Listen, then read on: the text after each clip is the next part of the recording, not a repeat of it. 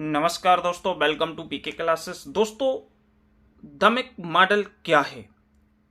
दमिक model productivity and operations, industrial engineering and ergonomics, entrepreneurship and management concept. DMAIC model क्या होता है and दमिक का क्या मीनिंग्स है, आज हम जानेंगे। Industrial engineering and ergonomics also entrepreneurship and management concept में एक्चुअल में दमिक किससे संबंधित है और इसके क्या फायदे हैं। तो दोस्तों, जो भी छात्र पीके क्लासेस में फर्स्ट टाइम है, जो अभी भी पीके क्लासेस से नहीं जुड़े हैं, वह चैनल को जरूर सब्सक्राइब करें, साथ ही दोस्तों वीडियो को लाइक भी करें। दमिक मॉडल क्या है? दमिक मॉडल जो हमारा है, यदि हम दमिक मॉडल्स की बात करें तो दमिक मॉडल एक हमारा सिक्स सिग्मा का रोड मैप है। सिक्स सिग्मा जैसे कि हम कहीं भी किसी भी कंपनी की किसी भी ऑर्गेनाइजेशंस के परफॉर्मेंस में सुधार लाना है, उसमें क्वालिटी में इंप्रूव करना है, तो हम इन चीज़ों को उपयोग करते हैं और ये काफ़ी बेनिफिशियल होती हैं। तो जो दमिक मॉडल है, यह एक रोड मैप है सिक्स सिग्मा के लिए, which is use to improve the quality of process और बिजनेस, जो उपयोग किया जाता है किसी भी बिजनेस की क्वालिटी या प्रोसेस में सुधार लाने के लिए। It stand for define, measure, analyse, improve and control. जो दमिक है, दमिक में डी का मतलब है डिफाइन, एम का मतलब होता है मेजर, ए का एनालाइज, आई का इंप्रूव और सी का मतलब होता है कंट्रोल। तो दमिक में stand for define, measure, analyse, improve and control. These are the 5 phases of दमिक।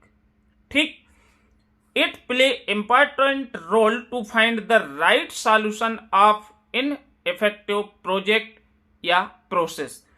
कोई भी आपकी कंपनी या कोई प्रोडक्ट बना रहे हैं या कोई ऑर्गेनाइजेशन है, तो यहां पे जो इनसफिशिएंट, अपर्याप्त या कोई इनइफेक्टिव प्रोजेक्ट्स होते हैं या कोई प्रोसेस होती हैं, तो इसमें हमें क्या होता है, एक सही सॉल्यूशन पाने के लिए ये बहुत ही महत्वपूर्ण रोल अदा करता है। अब दमिक मॉडल्स के सभी पैरामीटर्स या जो फेसेस हैं, इसमें किसमें हम क्या करते हैं, इसके बारे में जानेंगे। तो the DMAIC methodology consist of 5 phases, these are. इसके अंदर टोटल 5 फेसेस होते हैं, जिसमें सबसे पहली बात आती है डिफाइन। अब डिफाइन में हम किसको डिफाइन करेंगे, क्या चीज इसमें डिफाइन की जाएगी? तो डिफाइन करने के लिए सबसे पहले, जैसे कि आप एक ऑर्गेनाइजेशन है, आपकी एक कंपनी है, तो सबसे पहले हम प्रॉब्लम को डिफाइन करेंगे। मतलब जैसे हम कोई 10 तरह के प्रोडक्ट्स हैं जो कि हम मैन्युफैक्चर कर रहे हैं और बेच भी रहे हैं, तो इसमें हमारे जो कस्टमर हैं, कस्टमर से हमें जो जो इंफॉर्मेशन मिलती है, जो जो डेटा हम कलेक्ट करते हैं, तो कस्टमर को किस किस तरह की प्रॉब्लम्स है जो कि आती है, उस प्रॉब्लम को, अपने प्रोडक्ट से संबंधित प्रॉब्लम को सबसे पहले पहचानना और उसको डिफाइन करना कि आखिर क्या दिक्कत है, आखिर ग्राहक क्यों अट्रैक्ट नहीं हो रहे, लोग क्यों कंप्लेन कर रहे हैं। तो सबसे पहले हम किसी भी प्रोसेस, किसी भी ऑर्गेनाइजेशन में, किसी भी जगह पे हम इसको अप्लाई कर सकते हैं और इसमें सबसे पहले प्रॉब्लम को एक क्वेश्चन करके, व्हाट इज द प्रॉब्लम, दिक्कत क्या है। सबसे पहले तो आपको इसको परिभाषित करना पड़ेगा कि उसमें दिक्कत क्या है, कहां पे दिक्कत हो रही है। सेकंड है मेजर।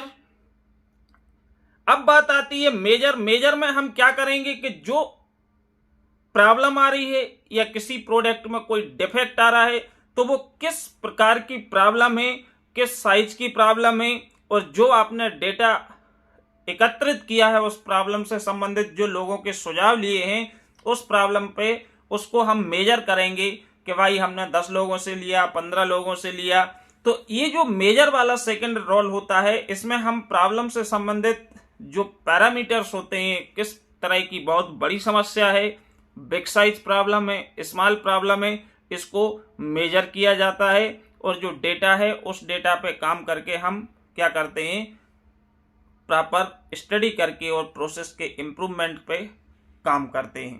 तो इसमें जो सेकंड फेज होता है उसमें मेजर के भाई किस प्रकार की प्रॉब्लम है, मेजर बहुत बड़ी प्रॉब्लम है या कोई छोटी सी दिक्कत है जिसको हम बहुत आसानी से सॉर्ट आउट कर सकते हैं, सॉल्व कर सकते हैं, तो इन चीजों को आइडेंटिफाई या मेजर किया जाता है। थर्ड जो बात आती है एनालाइज। अब एनालाइज में हम क्या करेंगे, इस फेज में जो टीम मेंबर होते हैं या जो उस कंपनी के ऑनर्स होते हैं या जिस डिपार्टमेंट के अंदर आता है, तो वो analyse the cause of defects. Defects का मतलब यहां पे आपको प्रॉब्लम से रिलेट करना है। प्रॉब्लम मतलब कारण क्या है उस समस्या का, डिफेक्ट्स का प्रॉब्लम, डिफेक्ट्स का रीजन क्या है, प्रॉब्लम का कारण क्या है, and collected data of the problem, और उस प्रॉब्लम से संबंधित जो भी डेटा हमने एकत्रित किया है उस डेटा को एनालिसिस करना या एनालाइज करना, ये हमारा होता है थर्ड ए।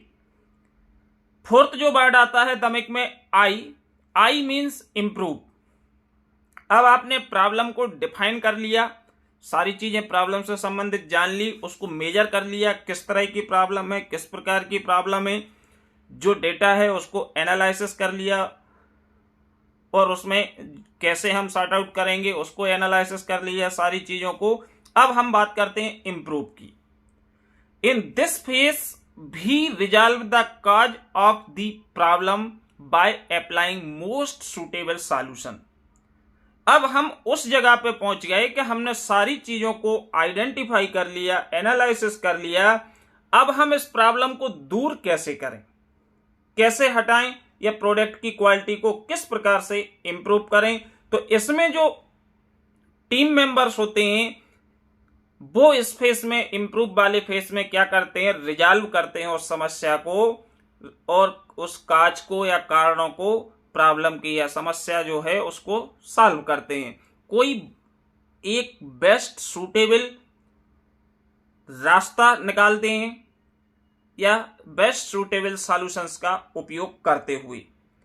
फिफ्थ इसके बाद बात आती है कंट्रोल। अब आपने भैया प्रॉब्लम को सॉल्व तो कर लिया, लेकिन इस प्रॉब्लम को सॉल्व जो आपने किया है इसको आप कितने दिनों तक बनाए रख सकते हो कि ये प्रॉब्लम हमारी दोबारा क्रिएट ना हो, ये प्रॉब्लम हमारे कितने दिन तक सस्टेन करेगी।